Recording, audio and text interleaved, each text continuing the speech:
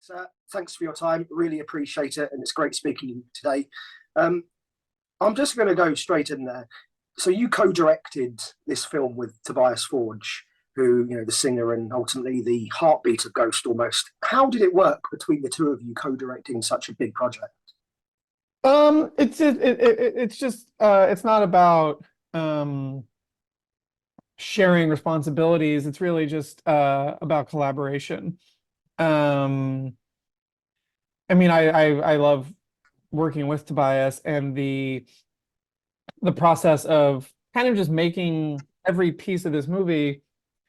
He's the boss, he's the mastermind.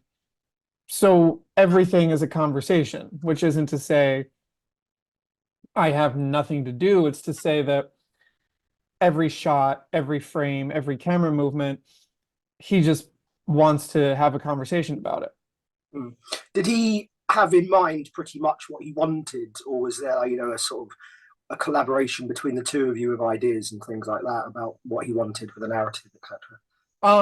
For the narrative, he had it in mind. That was very clear.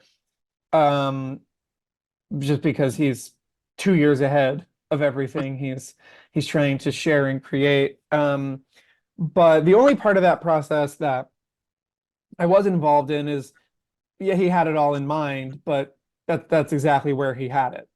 And you Sure. can't schedule and budget a movie with everything in one person's head. And one of my favorite parts of this process was the 2.5 days I spent traveling with the band, excuse me, on the tour bus last summer, and just taking every minute of his time and putting all of the ideas that he had for this movie and the scenes that we were going to create in it down into a document, because that didn't exist. And it was really interesting for me to basically just sit on the bus with him, Mm. the first night until 4 in the morning, perhaps maybe five even, just asking 1,000 questions and saying, like, so what happens in this scene? And then, okay, so if they're not in this scene, where are they? And what are we trying to say? And when during the concert do you want this to happen? And just sort of, because he sees it all, but he hasn't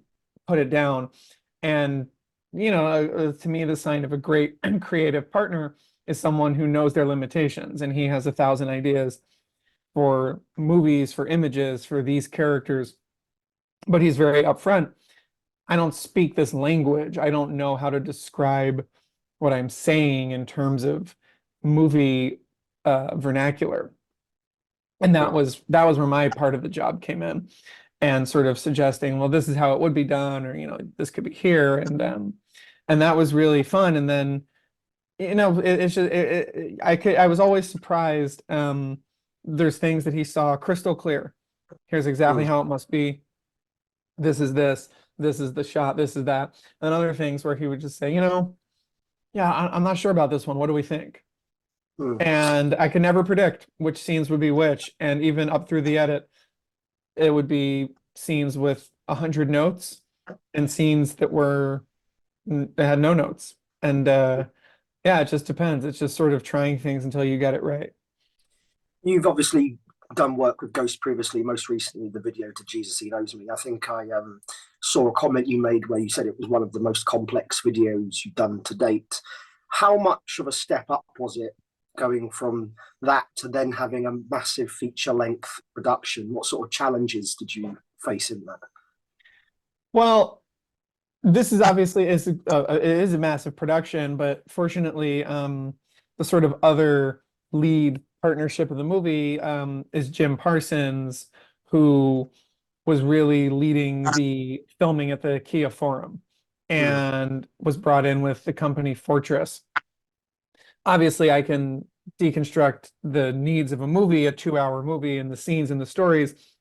Filming that concert twice with 10 or 12 cameras, and then on a third day of additional filming in the empty forum, that is not something I have experience with. And the film's producer, Jonas Ackerland, brought Jim in, and I was really able to just sort of observe and learn that. And obviously, that is highly complex, but it's not rocket science. Yeah. Concerts are filmed for release or for streaming all the time. It was really just about seeing how that infrastructure plugs in and then what the ghost version of that is. And then Sure. taking that material and making it sort of the backbone of the movie. So that is obviously in the runtime of the movie, the majority of it. Doing our scenes where we, shooting the story of the movie it was much less complex than the Jesus He Knows Me video, mostly because it's just more in my wheelhouse. It was Yeah. and because I was able to bring my crew to it. And I said, to Tobias and Kristen, the band's manager and the film's producer, like, I can do this and I can do this within the budget needed. We just need to do it in New York with my people. So I can do Mm. this the way that makes sense. We can cut some corners, we can get some deals. And we did that. And it was really comfortable because we were bringing people I've worked with in some cases for over 10 years into the ghost world, which of course you can imagine someone who knows nothing about it. Suddenly we're talking about years of lore and Tobias walking around most of the day as Papa 4. And most people on the crew just have no idea what's happening. But to me, it all made perfect sense. And, it was just a surgical thing that it's not making a super complex music video with 1,000 cuts in 5 minutes. It's making something that moves at the rhythm of narrative storytelling, inheriting the characters from the existing stories that he's been, putting up on YouTube with these people. But then sort of the comparison I was always making was like, it's like the X-Files movie. Mm. Like you watch the X-Files for 5 years, then Yeah. that summer there's a movie that is the same characters, but it has different visual language. Sure. Probably has a little bit more of a polish on it because you're not making 20 episodes, you're making 2 hours.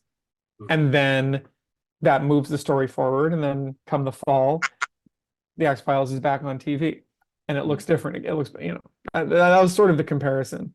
Sure. So how did that sort of initial sort of conversation about getting you involved in this film take place? Did you reach out to them or did Tobias contact you? What was the sort of conversations that took place? Like a lot of things, it's happening without you realizing that it's happening. Essentially, I had done the Metal Myths mockumentary that was for YouTube. And then later, at the about a year and change ago, the idea came up to curate the pop-up museum exhibit at the Whiskey A Go Go to commemorate and celebrate the 1969 storytelling, which was done in conjunction with Tobias being in LA for the Grammys Mm. as a sort of fan experience. So that was coming together. And then as that became clear that that would be happening roughly like February 1st or something Yeah. of 2023, I think it was, Phantomine was due to come out in April. And then the idea was like, well, you're coming to LA for this museum. He's in LA for the Grammys. We need a video. Let's do the Jesus He Knows Me video. So I basically spent that whole week working on Ghost. Monday, Tuesday, the whiskey, Wednesday, Thursday, the video. And they were shooting some of the chapters at the time. And I was visiting the mausoleum and they said, oh, we're announcing this big tour throughout the summer. It ends at the Forum and we're going to film it for a movie. No phones, no. And I said, oh, well, if you need anything, let me know. Mm. Uh, I never heard about it again. We continued to work on the video and release it. And then in August, 30 days before the Forum filming, so August 11th or so, got a phone call that said, all right, Forum's in a month. As we've just discussed, it's all in Tobias's head. We need to know what is in this movie. Can you tomorrow fly to St. Louis and get every single idea for this entire movie on paper so we can all understand what we're doing? And I did that.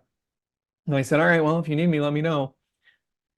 Job well done, I think. And then 5 days before the Forum concerts, another call. It's like, all right, some of the scenes in the movie need to be shot now, Mm. not just the filming of the concert. Can you come out here immediately? And I said, of course, yeah, I'll be there. And then at the end of that, I said, well, let me know when we're doing the rest. And then we did it. So it was very organic. It wasn't like, Yeah.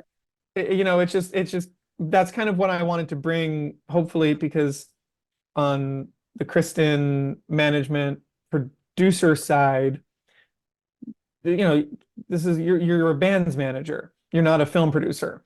And I just said, I can try to help with this as much as possible because this is a vast and complex and confusing process that Mhm.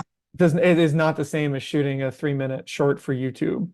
Yeah. And I can just sort of bring my experience to that as well as my fluency in the story of Ghost and my ability to sort of collaborate with Tobias and translate his visions into something that is achievable, or even introduce things that are totally achievable that he probably doesn't even think to ask for, that me and my crew can easily deliver.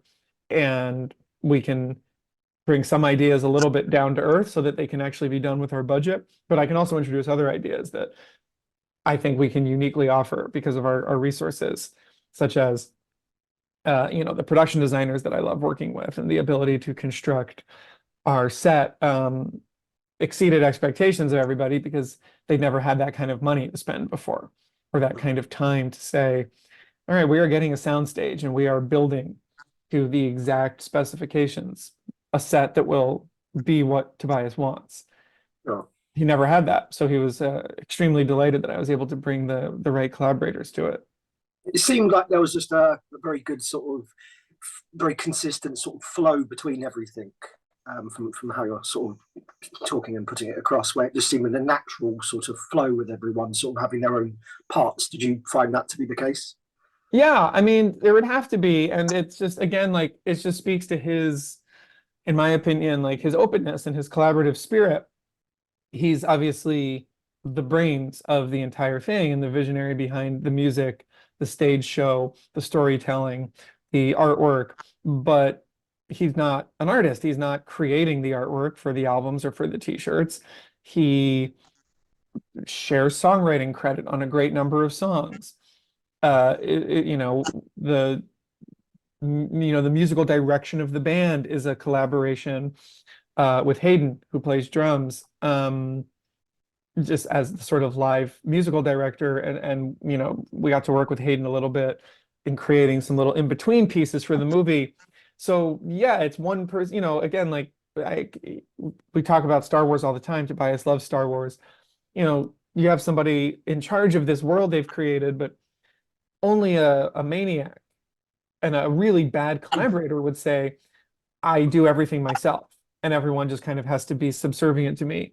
And a positive, forgiving collaborator says, well, I have 1,000 ideas and I know my limitations. Can we please work together to figure out how I can make my ideas a reality? And if you want it to be smooth, it'll be smooth. If I'm coming in with, well, look, I kind of have my process. I know this is your world, but I need to have the freedom. It will be nothing but friction. But I'm just a fan and I'm happy to be there. And I'm happy to act as the sort of co-pilot, translator, every step of the way. You mentioned about the filming and not having phones with the audience. How difficult was that to enforce? Because people like filming and taking photos at gigs, and all of a sudden, for 2 nights, people couldn't do that. What sort of issues did you have around that? I don't know because that's like a sort of logistic that's between the forum and the Yeah. audience. But it is done off. It's not that the band was creating this rule. It happens at comedy shows a lot. Yeah. I think on the way, I mean, it was advertised from the minute tickets went on sale, so it didn't come as a surprise. And I think everyone on the way in just had to put their phones in a pouch or something. Um, and I believe there were no issues with it, but even like in the sort of like VIP like cocktail reception room, the people from Mm. the label had no phones. Like nobody was exempt from this unless you were like backstage working on the shoot. But I think obviously I'm sure some people were annoyed, but I do believe from the fans that I spoke with and the way fans have spoken about it online, it did give them exactly what Tobias wanted, which is to be right here, right now. and Yeah. to live in the arena of that spectacle for 2 straight hours, no opening act, no break in the show, no distraction, no capturing your own image, and what he wanted for the visuals of the movie, but also just to, for once in his life, to give people that experience of like, you have one thing to look at and it's the concert. And of course the visuals of the movie are wonderful because no one has a phone in any of the crowd shots. Yeah. But I think he said, and you could ask him this, or if he had his way, this would be the way every show would be. And I'm Yeah. sure most performers feel the same. And I believe most of the audience felt the same. I think it's probably really nice to be forced to just kind of be present. Sure. How did you settle on the title for the film? What was the sort of conversation you had around that? Well, that's one of the things I was not part of the conversation for.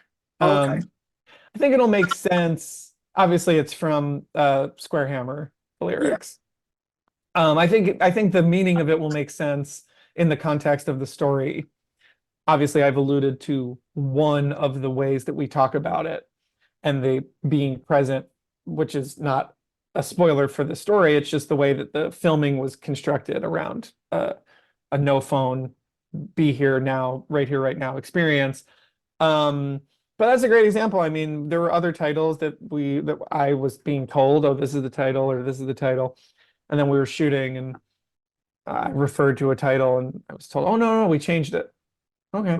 Like that's to me just kind of the joy of like, that's above my pay grade. Mm. Tobias has said that telling a story is really important to draw in new fans. Where do you see Ghost heading now after this?